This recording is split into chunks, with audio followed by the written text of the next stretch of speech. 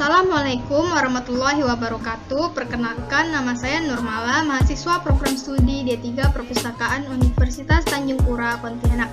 Di kesempatan kali ini saya akan mempraktekkan bagaimana cara menggunakan koleksi dari bahan rujukan yang ada di perpustakaan, yaitu prosiding, makalah, skripsi, tesis, dan disertasi. Sebelumnya saya akan menjelaskan kelima koleksi bahan rujukan tersebut. Mari simak saja video saya.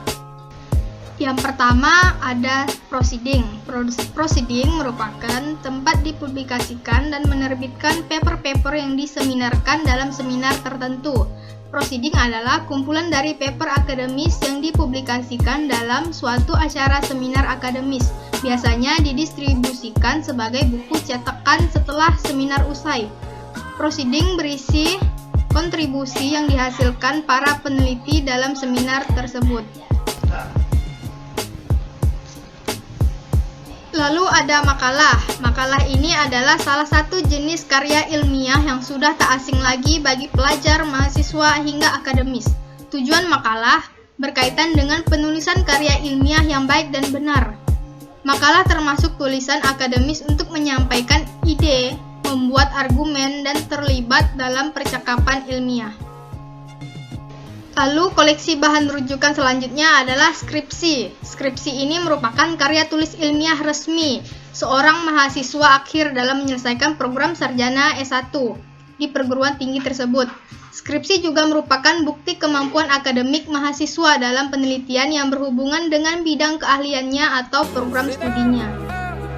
Lalu selanjutnya ada tesis.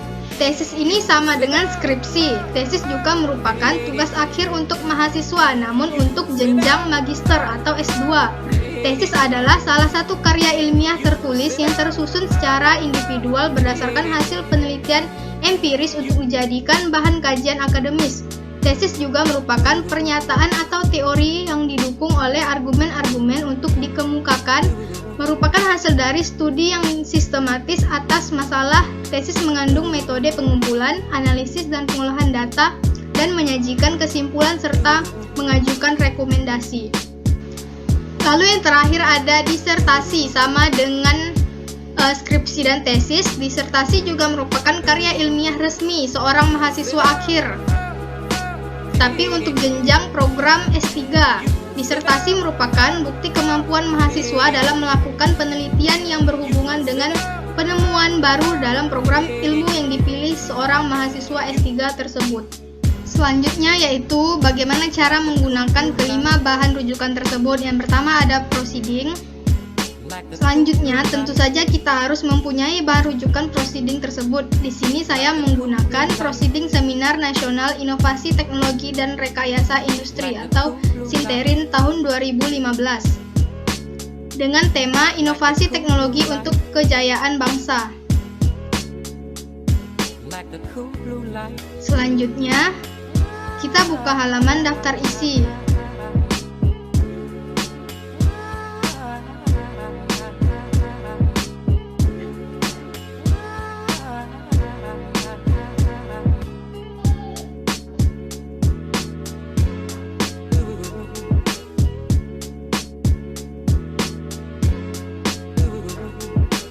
Nah, setelah itu kita lihat topik-topik apa saja yang ada, dan setelah itu kita bisa membaca atau melihat topik yang ingin kita baca pada halaman yang sudah terlampir di daftar isi tersebut.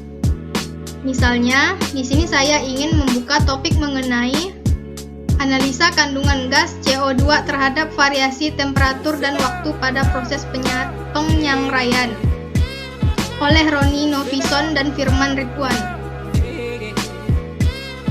yang ada pada halaman 23. Setelah itu kita buka halaman 23 tersebut. Nah, ini dia halaman 23-nya yang mengenai analisa kandungan gas CO2 terhadap variasi temperatur dan waktu pada proses penyangraian. Kita pun bisa langsung membaca isinya.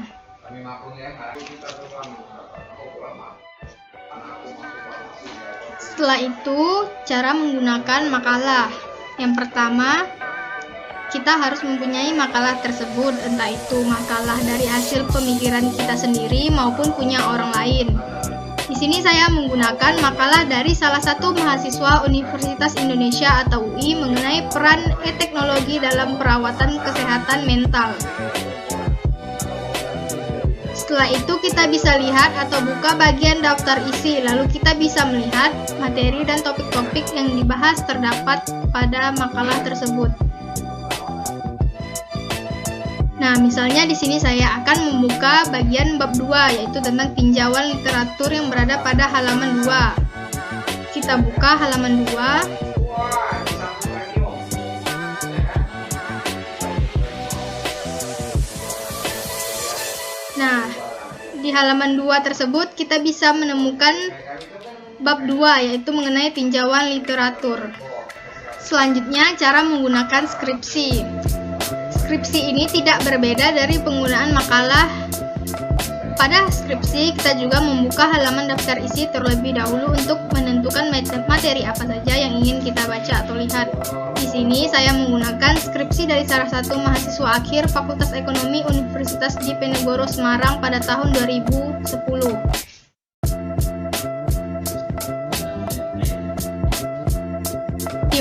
Di skripsi ini membahas tentang analisis pengaruh motivasi konsumen, persepsi kualitas, dan sikap konsumen terhadap keputusan pembelian sepeda motor Honda. Nah, setelah itu kita bisa buka bagian daftar isi.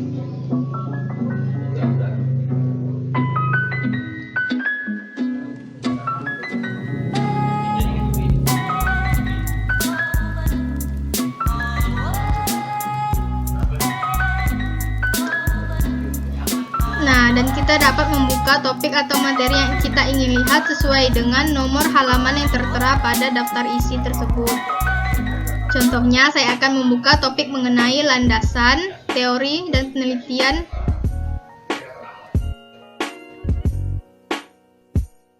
terdahulu yang kita bisa buka pada halaman 18.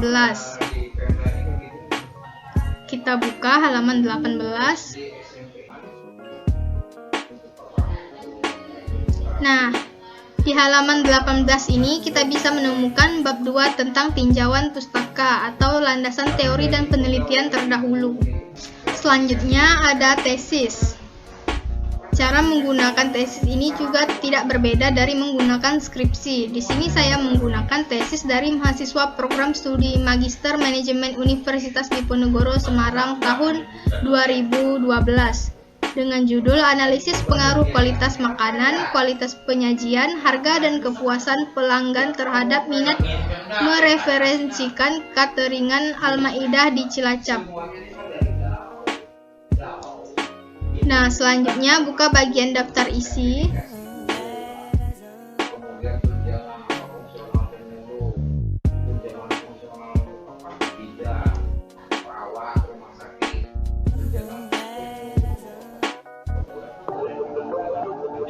Nah, di sini ada pembahasan-pembahasan sesuai dengan judul dari tesis ini. Contohnya, di sini saya akan membaca atau melihat isi dari kesimpulan tesis ini. Kesimpulannya berada pada halaman 67. Kita buka halaman 67. Nah, pada halaman 67 ini kita bisa langsung melihat isi dari kesimpulan tesis tersebut. Yang terakhir, cara menggunakan disertasi. Kita harus mempunyai koleksi disertasi yang bisa kita pinjam di perpustakaan. Di sini saya menggunakan disertasi dari mahasiswa S3 Program Doktor Ilmu Ekonomi, Fakultas Ekonomi dan Bisnis, Universitas 11 Maret. Selanjutnya, kita buka halaman daftar lampiran atau daftar isi.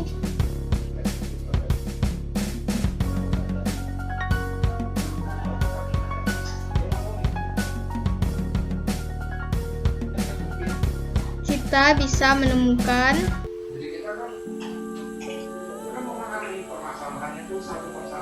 pembahasan-pembahasan yang ada di sini.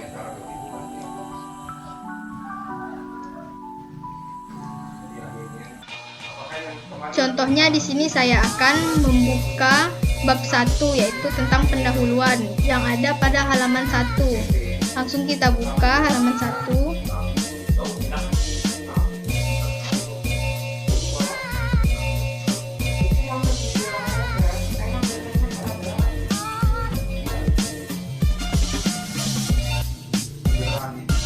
Nah, pada halaman 1 tersebut kita bisa langsung menemukan bab 1 tentang pendahuluan.